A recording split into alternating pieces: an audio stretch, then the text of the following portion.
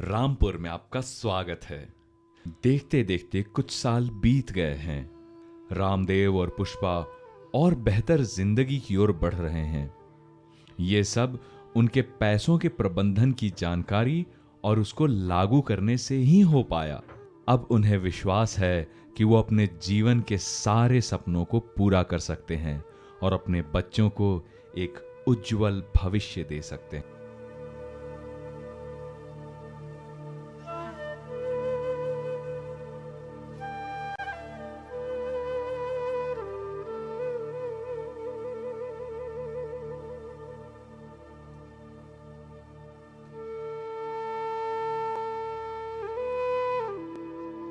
अरे रामदेव, कैसे हो? अरे मैनेजर बाबू, आप नमस्कार। और क्या कर रहे हो? आम का पौधा लगा रहा था। अरे चलो, बढ़िया है। चलिए ना मैनेजर बाबू, घर चलिए, चाय पीते हुए बात करते आइए। उसकी कोई जरूरत नहीं है। नहीं मैनेजर बाबू, आप पहली बार आए हैं, आपको आना ही पड़ेगा। चलिए चलिए चलिए चलिए।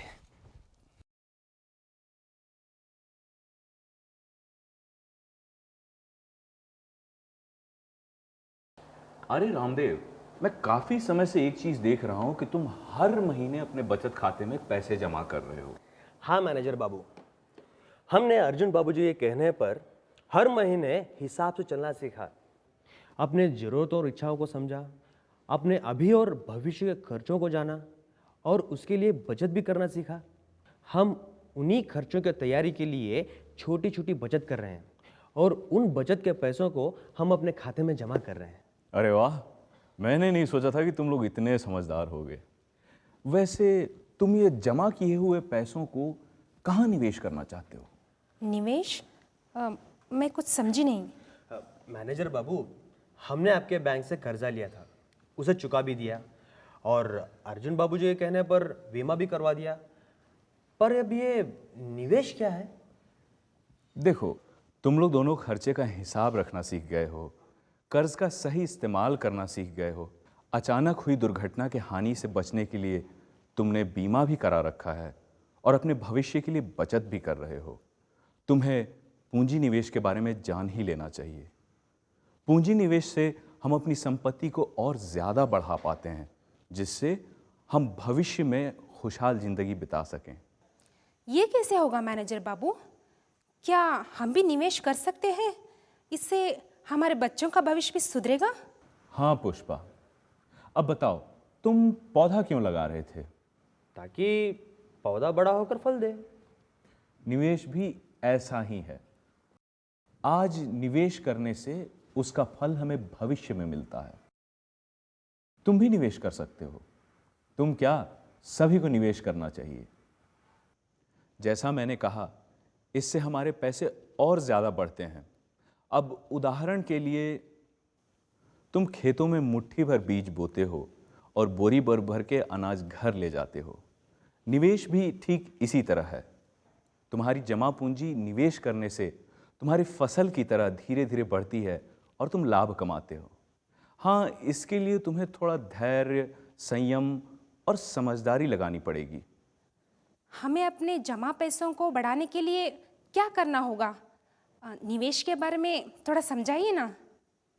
देखो, अब तुम्हारे पास अच्छी जमा पूंजी है और यही समय है जब तुम्हें निवेश के बारे में सोचना चाहिए। हाँ, निवेश के लिए कुछ मापदंड हैं।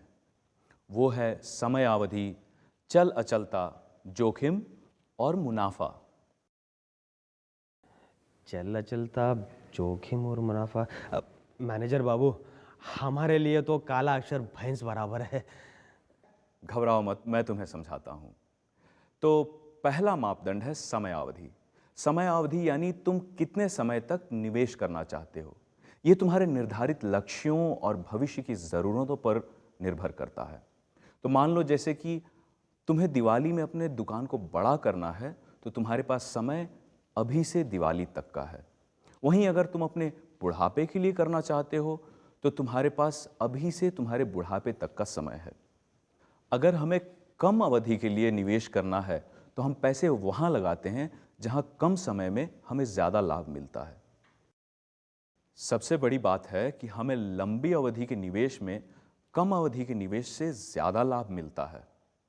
उदाहरण के लिए मान लो तुम्हारे पास 10,000 रुपए हैं और तुम उसे 6 साल के लिए जमा करते हो, तो 6 साल बाद उसका दोगुना हो जाता है, यानी 20,000।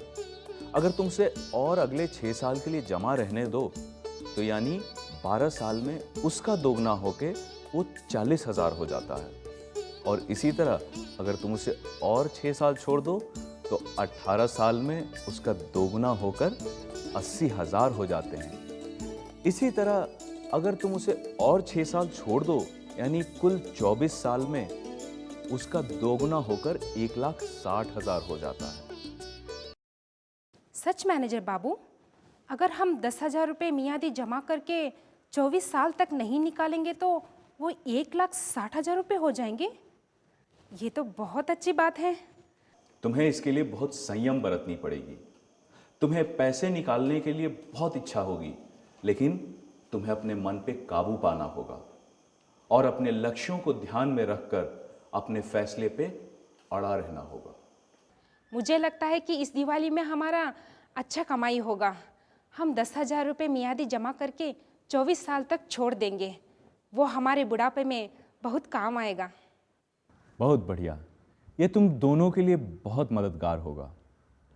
अगला मापदंड है पैसों की तरलता या चल अचलता, जिसे अंग्रेजी में लिक्विडिटी कहते हैं। इसका मतलब कि जरूरत पड़ने पर तुम अपने पैसों को कितनी आसानी से निकाल सकते हो। जिस निवेश में पैसों को आसानी से निकाला जा सकता है, वो उतना ही तरल या लिक्विड होता है। जैसे मान लो तुमने अपने पैसों को बचत खाता में जमा किया, तो तुम जब चाहे अपने पैसों को निकाल सकते हो। इस स्थिति में तुम्हारे पैसे बहुत ही तरल हैं। वहीं अगर तुम उन पैसों से जमीन खरीद लेते, तो तुम्हें पैसे पाने में समय लगता। जब तक तुम्हें कोई खरीदार नहीं मिलेगा, तुम्हें पैसे वापस नहीं मिलेंगे। तो देखो, यहाँ पर तुम्हारे पैसे उतने तरल नहीं हैं।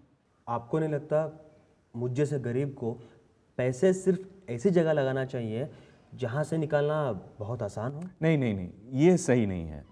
तुम्हें अपने पैसों को अपनी ज़रूरतें और अपनी अपेक्षाओं के हिसाब से बांट देना चाहिए और फिर निवेश करना चाहिए।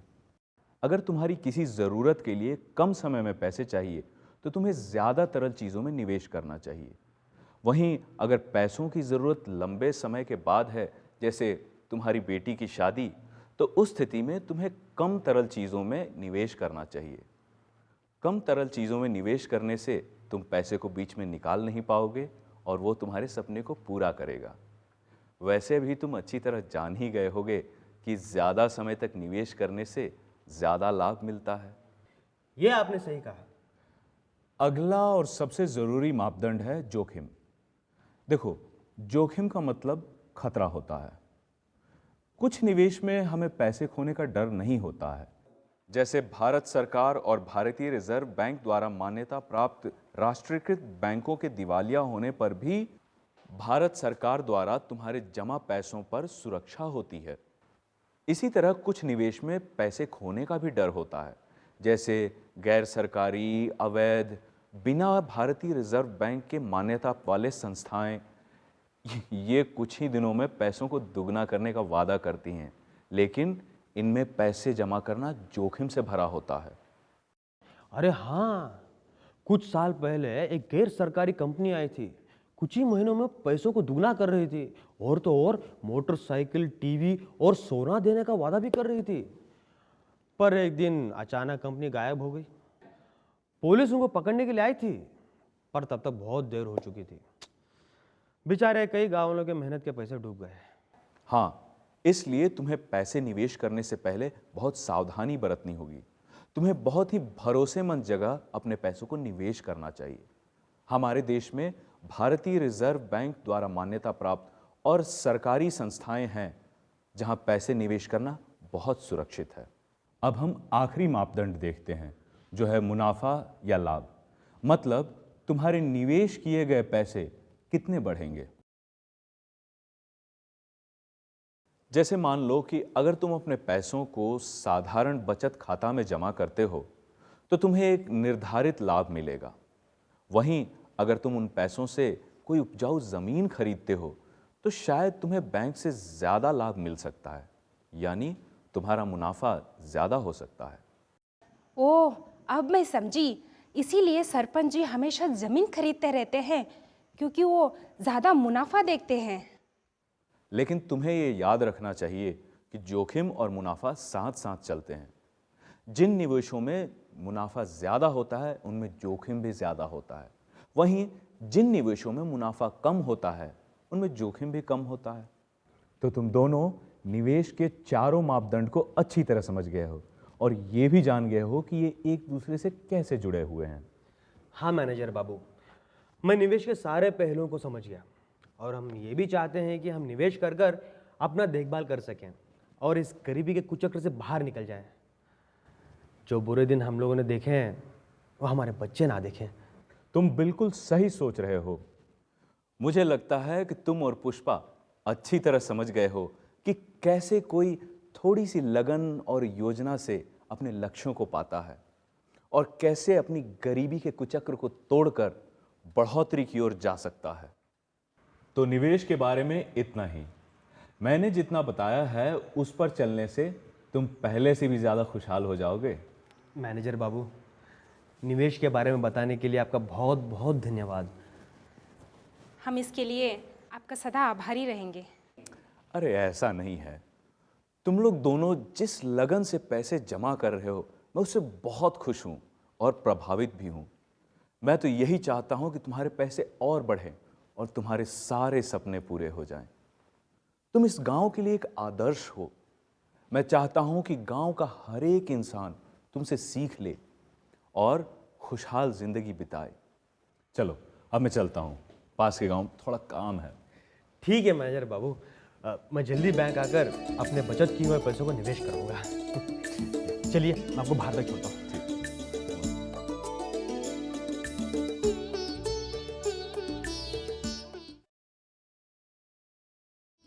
तो आज आप सभी ने सीखा कि गरीबी के कुचक्र से निकलने के लिए निवेश कितना जरूरी है।